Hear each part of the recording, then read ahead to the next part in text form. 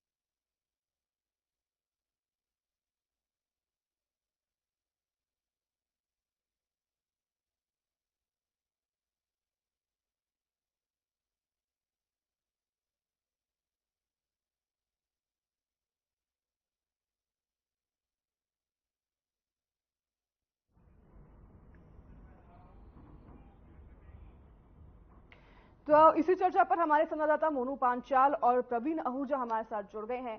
पल पल के अपडेट और मौसम को लेकर भी अपडेट आप तक पहुंचाएंगे। मोनू, आपके पास सबसे पहले आते हैं। फरीदाबाद से आप लाइव रिपोर्टिंग कर रहे हैं। फरीदाबाद की अगर बात करें तो मौसम को लेकर क्या अपडेट सामने आ रही है? कितना तापमान वहां पर देखने को मिल रहा है? देखिए, अगर फरीदाबाद की बात की जाए तो फरीदाबाद में जो है वो गर्मी लगातार जो है वो बढ़ती जा रही है। और टेम्परेचर की बात की जाए तो अभी तक फिलहाल जो टेम्परेचर है वो 41 जो है वो जो है जो बताया जा रहा है। लेकिन जिस तरीके से देखा जाए तो लगभग जो है 1 बजे तक जो है वो 46 जो है वो तापमान जो है वो पहुंच जाएगा। लेकिन जिस तरीके से देखा जाए तो लगातार जिस तरीके से गर्मी बढ़ती जा रही है तो कहीं ना कहीं आम जन लोगों को जो है वो काफी परेशानियों का सामना करना पड़ रहा है। जिस तरीके से देखा जाए तो चाहे वो मजदूर वर्ग की बात की जाए, चाहे जिस तरीके से ऑटो चलाने वाले, चाहे वो बस चलाने वाले हों, चाहे वो जिस तरीके से देखा जाए तो किसानों को भी जो है वो कहीं ना कहीं गर्मी से जो है वो जूझना पड़ता हुआ दिखाई दे रहा है। इसके साथ साथ मैं बता दूं अनाया, कहीं ना कहीं फरीदाबाद में अभी तक जो है बच्चों की छुट्टियां नहीं की गई है। लेकिन जिस तरीके से देखा जाए तो अभी जो है कल जो है वो आदेश जरूर आए थे कि पहली क्लास से लेकर के और 8वीं क्लास तक के जो बच्चे हैं उनकी छुट्टी जो है वो कर दी गई है। लेकिन बड़े बच्चों की अभी तक छुट्टी की गई है। और कहीं ना कहीं जिससे देखा जाए तो टाइमिंग में जो है वो बदलाव जरूर कर दिया गया है। चाहे वो 7 बजे से लेकर के 12 बजे तक जो स्कूल है वो लगेगा। तो इस तरीके से हालात है वो यहाँ पर जो है वो बनते जा रहे हैं। लेकिन जिस तरीके से देखा जाए तो सबसे बड़ी अनाया एक चीज सामने जरूर आ रही है कि सोशल मीडिया पर जो है अलग अलग तरीके से वीडियो जो है वो सामने जरूर वायरल हो रही है। जिस तरीके से देखा जाए तो गर्मी लगातार जो बढ़ती है तो कहीं ना कहीं जिस तरीके से सोशल मीडिया पर जो है वो वीडियो बना करके डाल रहे थे। जिस तरीके से देखा जाए तो धूप में जो है वो तवा रख करके जो चाहे वो आमलेट बनाने की बात हो, चाहे वो रोटी पकाने की बात हो, तो इस तरीके से यानी कि बात की जाए तो इतनी गर्मी अनाया है कि जिस तरीके से देखा जाए तो चूल्हे की भी जरूरत नहीं है। तो अगर तवा धूप में रख दिया जाए, अगर उसको रोटी पकाना चाहे तो वो रोटी पका सकती है। तो इस तरीके से इतनी धूप जो है, गर्मी जो है वो यहाँ पर जो है देखने को मिल रही है। और उसके साथ साथ हवाएं भी जो है वो गर्म यहाँ पर जो चलती हुई है वो कहीं ना लोगों को परेशान कर रही है। और जगह देखा जाए तो लगातार जो है रोडों पर जो है वो शिकंजी की बात की जाए, जिस तरीके से पानी की बात की जाए तो सबसे ज्यादा जो बिक्री जो है वो पानी की यहाँ पर दिखाई दे रही है। अनाया जी बिल्कुल, ये तमाम वीडियो की आपने बात की, ऐसे वीडियो हर मौसम में हर साल ऐसे सामने आते हैं सोशल मीडिया पर। तमाम वीडियो न जाने कैसे कैसे वीडियो जो हैं लोग बनाकर वायरल भी करते रहते हैं। कुछ पर तो भरोसा किया जा सकता है, कुछ पर नहीं किया जा सकता है। जैसे आप बता रहे हैं कि तवों पर ऑमलेट बनाया जा रहा है धूप में बाहर रखकर, इस पर थोड़ा सा विश्वास करना नामुमकिन सा है, क्योंकि इतने तापमान अभी फिलहाल नहीं मुझे लग रही है कि सामने बाहर है जब हम तवा रखें और उस पर हम खाना सेक सकें। चलिए, फिलहाल सोशल मीडिया पर तमाम चीजें ऐसी आती रहती हैं आए दिन। प्रवीण, आपके पास हम आते हैं। अगर बात करें आपके हल्के से, क्या कुछ तापमान को लेकर और मौसम को लेकर अपडेट सामने आ रही है? अनय, सबसे पहले तो मैं बता देना चाहता हूँ कि बढ़ते हुए तापमान को लेकर अब तक पूरे शहर में यूं कहें कि तराई तराई हो चुकी है। पानी की चारों तरफ से कमी हो रही है, बिजली की कटौती हो रही है, और सबसे बड़ा जो इसका असर पड़ रहा है वो किसानों को पड़ रहा है। इससे ज्यादा असर पड़ रहा है जो रोजाना वर्ग के जो मजदूर हैं, जो रोजाना मजदूरी के लिए अपने घर से निकल तमाम चौराहे पर सुबह 8 बजे एक मालिक के इंतजार में बैठा करते हैं कि आज कोई ना कोई मालिक उनको लेकर जाएगा। शाम को जब काम निपटाएंगे तो उनको कहीं 500-500 रुपए प्रति की जो मजदूरी है वो उनको मिल पाएगी। लेकिन अब तो हालात इतने बदतर हो चुके हैं कि सड़कों के किनारे जो मजदूर बैठा करते थे वो बिल्कुल नदारत है, वो मजदूर नहीं है। और इससे एक और बड़ी विडंबना देखने को मिल रही है कि जो फल विक्रेता है, जो सब्जी विक्रेता है, जो रेहड़ी चालक है, वो भी सड़कों पर नदारद है। जो अक्सर बस अड्डे के चौराहे पर, सार्वजनिक स्थलों पर, रेलवे स्टेशन पर, ये तमाम ऐसे गली नुक्कड़ के चौराहे पर मिल जाया करते थे, उनका कहना है कि वो नहीं बेच पा रहे हैं, क्योंकि जो भी सामान लेकर आते हैं वो दोपहर होते होते वो बिल्कुल सड़ जाता है, गल जाता है। अगर वो आम भी बेचते हैं तो दोपहर को आम की स्थिति इतनी खराब हो जाती है कि कोई ग्राहक उसको ले नहीं पाता है।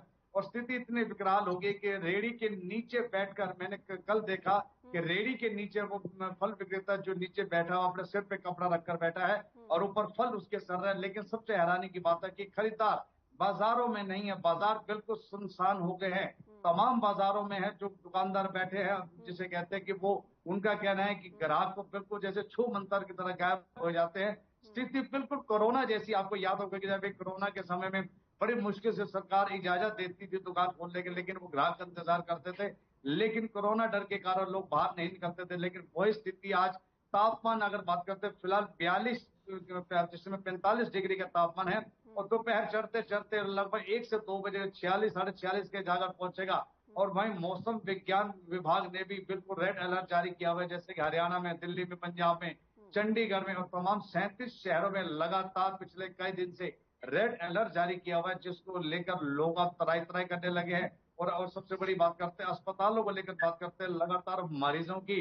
बुजुर्ग इतने परेशान है कि उनकी अवस्था काफी बिगड़ रही है।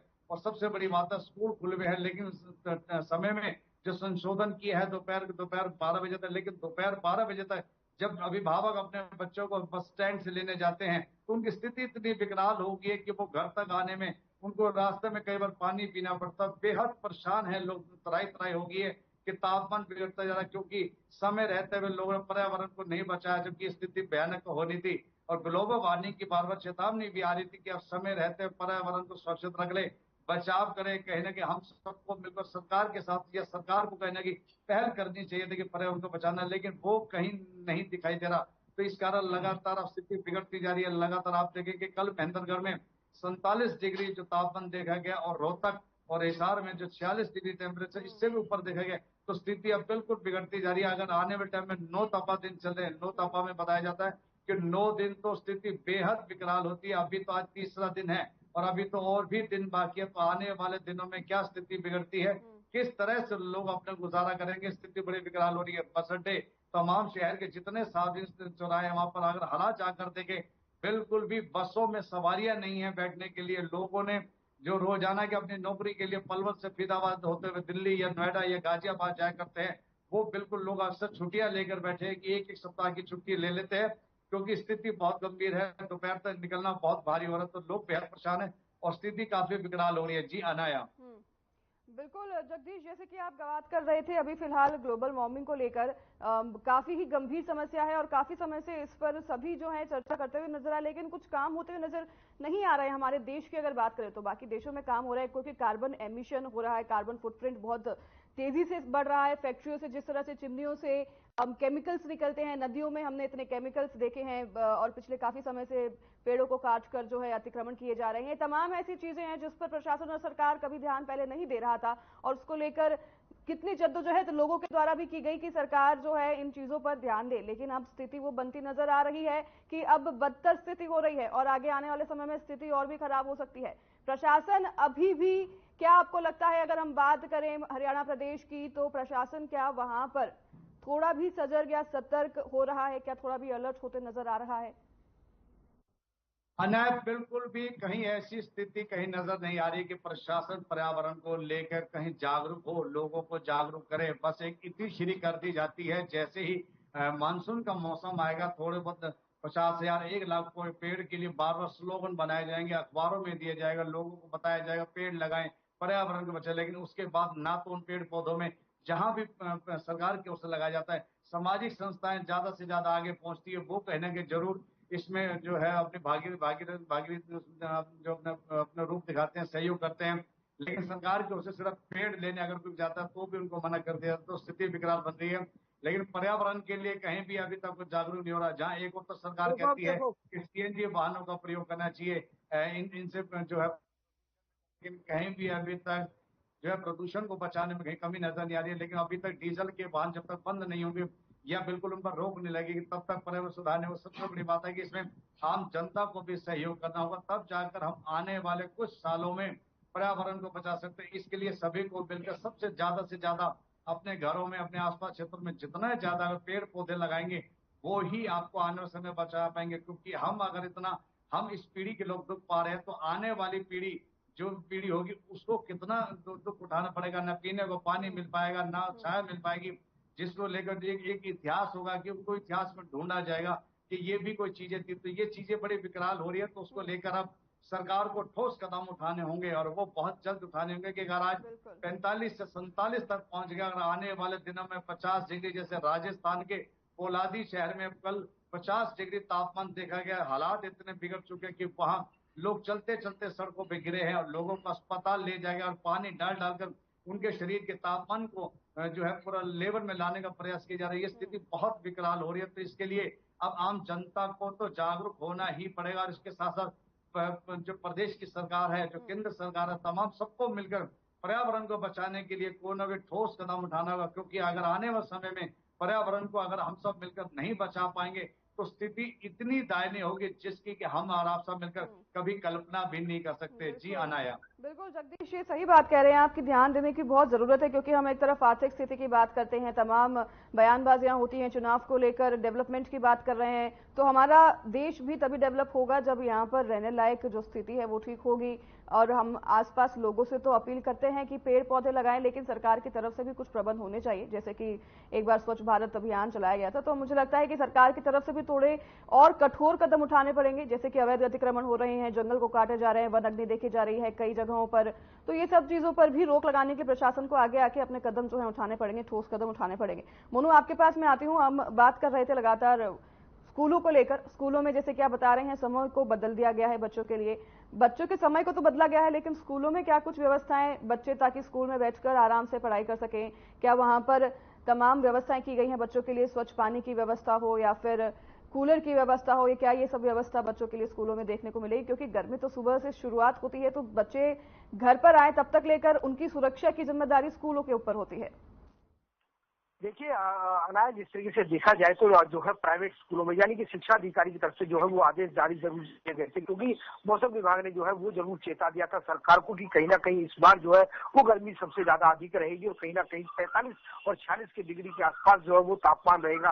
तो इसके चलते कहीं ना कहीं अधिकारी ने जो है वो सभी स्कूलों में जो है अपने आदेश जो है वो जारी कर दिए थे। लेकिन जिस तरीके से देखा जाए तो प्राइवेट से लेकर के और सरकारी स्कूल तक जो है सभी को आदेश दे दिए गए थे। लेकिन प्राइवेटों की बात की जाए तो अनाया प्राइवेट में सब तरीके से जो है पूरी सुविधाएं जो है वो कहीं ना कहीं देखने को मिलती है, क्योंकि मोटी फीस जो है वो प्राइवेट स्कूल लेते हैं और कहीं ना कहीं देखा जाए तो पंखे से लेकर के वाटर कूलर तक जो है तमाम चीजें जो है वो कहीं ना कहीं प्राइवेट स्कूलों में मिलती है। लेकिन सबसे बड़ी बात आती है सरकारी स्कूलों की, लेकिन सरकारी स्कूलों में भी जो है वो आदेश दे दिए गए थे, लेकिन देखा जाए तो कहीं ना कहीं कई स्कूलों में जो है वो कहीं ना कहीं कमियां देखने को मिल रही है। लेकिन जिस तरीके से आदेश आए हैं उस आदेशों का पालना यहाँ पर करते हुए दिखाई नहीं दे रहे हैं टीचर। कई जगह तो बच्चे जो है हैंडपंप का जो है वो पानी पीते हुए दिखाई देते हैं, वाटर कूलर जो है सही तरीके से इन्हें नहीं है।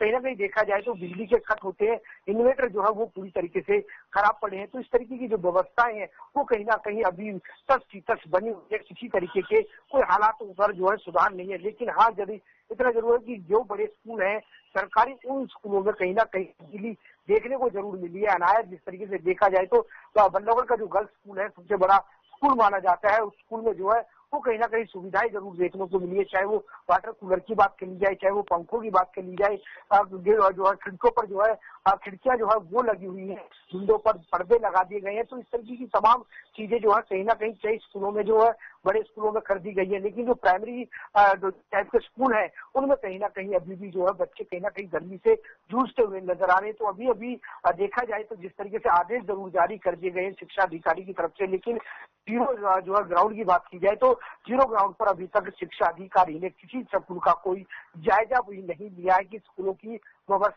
कैसी है, सुचारू रूप से चल कैसे रहे। अभी तक इस तरीके से शिक्षा अधिकारी अभी किसी स्कूल में जाकर के किसी तरीके का कोई निरीक्षण करते हुए दिखाई नहीं दे रहे हैं। लेकिन इसके साथ मैं बता दूं अनाया, जिस तरीके से देखा जाए तो बच्चे जो है सुबह के समय जो है स्कूल जो है सही तरीके से पहुंच जाते हैं, लेकिन जब छुट्टी का समय होता है तो कहीं इनको वैन में, चाहे वो बस में हो, चाहे उनके पेरेंट्स जो है बच्चों को लेने के लिए जो है बस अड्डे पर जाते हो, जहाँ स्टॉप बनाया हुआ हो वहां पर अगर बच्चों को लेकर आते तो कहीं ना कहीं बच्चों को जो है काफी गर्मी से जो है जूझना पड़ता है। कई बार जो है वाटर जो है वो पानी यहाँ पर जो है वो पिलाना पड़ता है बच्चों को, कहीं ना कहीं छतरी का जो है वो यहाँ पर उपयोग किया जा रहा है। तो तमाम चीजों को अगर देखा जाए तो कहीं ना कहीं बच्चे जो है दोपहर के टाइम जो है पूरी तरीके से गर्मी से जो है जूझते हुए नजर आते हैं। लेकिन वहीं मजदूरों वर्ग की बात की जाए, चाहे वो लेबर चौक से जो रोजाना मजदूरी करते हैं उनको जो है कहीं ना कहीं इस गर्मी का खामियाजा भुगतना पड़ रहा है। तो अगर वो काम नहीं करेंगे तो खाएंगे क्या, इस तरीके की गर्मी में जूझते हुए कहीं ना कहीं मजदूरी करते हुए दिखाई जरूर देते हैं। लेकिन मार्केट की बात की जाए तो अनाया मार्केट जो है वो पूरी व्यापार जो है वो पूरा ठंडा पड़ा है। जिस तरीके से देखा जाए तो मार्केट में किसी तरीके का कोई भी खरीदारी यानी कि ग्राहक जो है वो दिखाई नहीं दे रहा। व्यापारी जो है वो जो है दुकानदार जो है वो खाली बैठा हुआ नजर आ रहा है। लेकिन सबसे बड़ी बात की जाए तो अनाया यहाँ पर इलेक्ट्रॉनिक जो दुकानें हैं उन पर जो है वो कहीं ना कहीं भीड़ देखने को मिल रही है, चाहे वो पंखे की खरीदारी की जा रही है, एसी को लेकर के, पंखों को लेकर के, तो तमाम चीजें जो इलेक्ट्रॉनिक चीजें हैं जिससे गर्मी बचाव किया जा सकता है उन इलेक्ट्रॉनिक पर जो है वो भीड़ जरूर देखने को मिल रही है। लेकिन यहाँ पर कहीं ना कहीं अनाया इलेक्ट्रॉनिक जो दुकान व्यापारी है वो कहीं ना कहीं इस गर्मी का जो है वो फायदा जो है वो कहीं ना कहीं उठाते हुए नजर आ रहे हैं। क्योंकि अगर बात की जाए तो एक आइटम का जो है 200 रुपए है, तो उस गर्मी में जो है उस आइटम का जो है कहीं ना कहीं 500, 800, 1000 रुपए वसूलने का काम करते। तो कहीं ना कहीं यहाँ पर इलेक्ट्रॉनिक की बात की जाए तो कहीं ना कहीं अंधेर नगरी यहाँ पर जो है खुलेआम की जा रही है। जी अनाया। प्राइवेट स्कूलों की बात कर रहे थे तो प्राइवेट स्कूलों में कई स्कूल ऐसे होते हैं जिन पर जो रेटिंग के अंतर्गत नहीं आते हैं, जिनकी चेकिंग नहीं होती है, पर ऐसे तमाम स्कूल खुले होते हैं।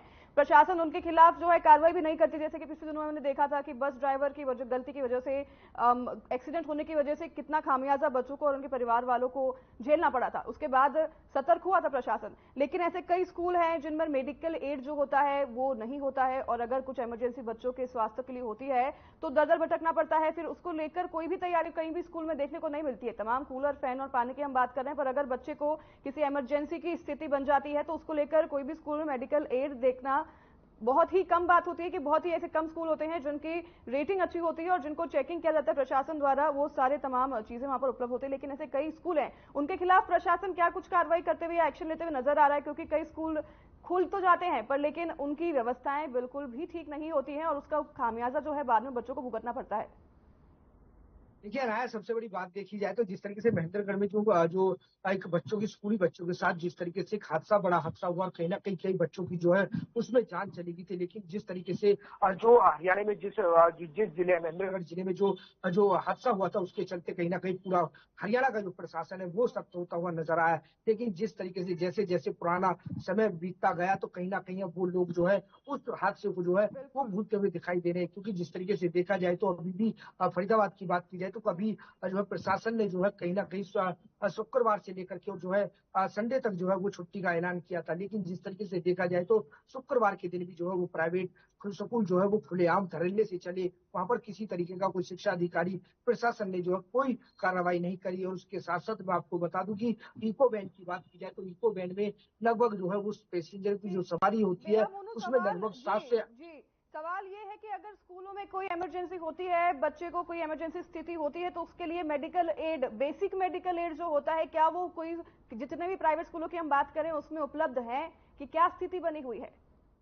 जी बिल्कुल अनाया, इन स्कूलों में अगर जिस तरीके से आप मेडिकल की बात कर रहे हैं तो इन स्कूलों में जो है पूरी तरीके से कोई भी इस तरीके की कोई व्यवस्थाएं नहीं है। लेकिन जिस तरीके से देखा जाए, शिक्षा अधिकारी आदेश जरूर देते हैं कि जो है मेडिसिन जो है वो रखना चाहिए, चाहे वो मेडिकल की बात हो, चाहे वो दवाई। अगर जिस तरीके से बच्चे की हालत बिगड़ती है तो कहीं ना कहीं किस तरीके से मेडिकल की सुविधा हो, इस तरीके से अगर देखा जाए तो प्राइवेट से लेकर के और सरकारी स्कूल तक की बात की जाए तो किसी तरीके की कोई व्यवस्थाएं जो है वो सुचारू रूप से यहाँ पर दिखाई नहीं देती है। अगर कोई बड़ा हादसा होता है तो उसका जिम्मेदार कौन होगा, ये आने वाला सब समय बताएगा। चाहे वो शिक्षा अधिकारी हो, चाहे वो सरकार हो, चाहे वो प्राइवेट स्कूल वाले हो, वो अभी इस तरीके के हालात जो है वो यहाँ पर बने हुए हैं कि अभी इस स्कूलों में किसी तरीके की कोई मेडिकल व्यवस्था जो है वो पूरी तरीके से दुरुस्त नहीं है। अनाया, ठीक है मोनू, ये स्कूलों में मेडिकल एड होना बहुत जरूरी है, क्योंकि किसी बच्चे की इमरजेंसी होती है 45 डिग्री 50 डिग्री तक अगर जाना बच्चों को हम स्कूल भेज रहे हैं, तो परिवार वाले ये सुनिश्चित करें एटलीस्ट कि अपने जिन भी बच्चों को जिस भी स्कूल में भेज रहे हैं वहां पर मेडिकल एड के आसपास मेडिकल इमरजेंसी उपलब्ध हो। आपके पास मैं आती हूँ प्रवीण, अगर बात करें हम, आप हमारे साथ पलवल से जुड़े हुए हैं। पलवल की अगर बात करें, स्वास्थ्य विभाग की अगर बात करें, स्वास्थ्य विभाग किस तरह से अलर्ट मोड पर नजर आ रहा है, क्योंकि बीमारियां भी बढ़ जाती हैं और जैसे कि अभी बता रहे थे आप ही कि लोग जो हैं सड़क पर चल रहे हैं और बेहोश हो जाते हैं, गिर जाते हैं, तो ऐसे तमाम चीजें हैं जिनके लिए इमरजेंसी और ओपीडी व्यवस्थाएं दुरुस्त होनी चाहिए। इसको लेकर क्या कुछ स्थिति दिखाई दे रही है पलवल में? अनय बिल्कुल ठीक कह रहे हैं कि सरकार तो बार बार लोगों को जागरूक करती है, लेकिन कहीं ना कहीं लीपा पोती मिली भगत के कारण तमाम स्कूलों में इन चीजों को हम पूरा उसका खामियाजा अभिभावक को उठाना पड़ता है। बिल्कुल सही कह रहे हैं कि मेरे साथी मोहन पंचाल भी बिल्कुल सही कह रहे हैं कि लगातार स्कूलों में अगर जांच हो, क्योंकि इस समय स्थिति काफी विकराल बनी हुई है। क्या मेडिकल किट वहां पर मिलती है, क्या ये तमाम पीने के पानी, क्या जो पानी बच्चों को दिया जाता है, क्या वो टंकियां कौन कौन से महीने में कितनी बार सफाई होती है, किस तरह से उनकी बैठने की व्यवस्था है, जो कमरे बने हुए उनके क्या साइज है, क्या उनके वातानुकूलित है या पंखे हैं या तमाम हवादार है। बिल्कुल भी जांच नहीं होती है। सरकार के जो अपने नॉर्म्स है उसके आधार पर भी कोई पैमाना नहीं पास कर पाते हैं। तमाम ये चीजों को दिक्कत का सामना करना पड़ता है। और सबसे बड़ी बात है कि आज तक जैसे अन्य विभागों में या तो फायर विभाग वाले कोई मॉक ड्रिल जैसे चीज चलाते हैं, अस्पताल वाले चलाते हैं, तो इनको भी कोई ना कोई मॉक ड्रिल जैसे सिस्टम अगर इस तरह कोई विकराल स्थिति आ जाती है तो बच्चों को कैसे बचाना। लगातार आग की घटनाएं लगातार कई प्रदेशों से आ रही है कि बच्चे बेचारे जो है कि नवजात शिशु बेचारे अंदर जाके जल चुके हैं अस्पताल में। तो ऐसी स्थिति कहीं उत्पन्न होती है क्योंकि भयंकर गर्मी है और बार बार कहीं आग लगने की संभावना लगातार बढ़ रही है। तो ऐसी स्थिति में क्या बच्चों को बाहर निकालने की, बच्चों को बचाने की तमाम क्या ये सब जो तकनीक है क्या वो अपनाई जाती है? इस तरह की कोई भी सुविधा नहीं है। कहने को तो बहुत बड़े बड़े स्कूल हैं, लेकिन तमाम सुविधाओं से अगर जमीनी स्तर पर जाकर देखे जाए तो बिल्कुल आपको जीरो ग्राउंड पे आपको कुछ नहीं मिलेगा। तो ये चीजें जो है आने वाले समय में दिक्कत जरूर रहेगी। आपको इंटरप्ट करूंगी मैं, सॉरी, हमारे पास समय की पाबंदी है इसलिए आपको यहीं पे रोकना चाहूंगी। आप लोग भी अपना ध्यान रखिए, लगातार आप भी धूप में रहकर हमारे लिए ग्राउंड जीरो से रिपोर्टिंग करते हैं।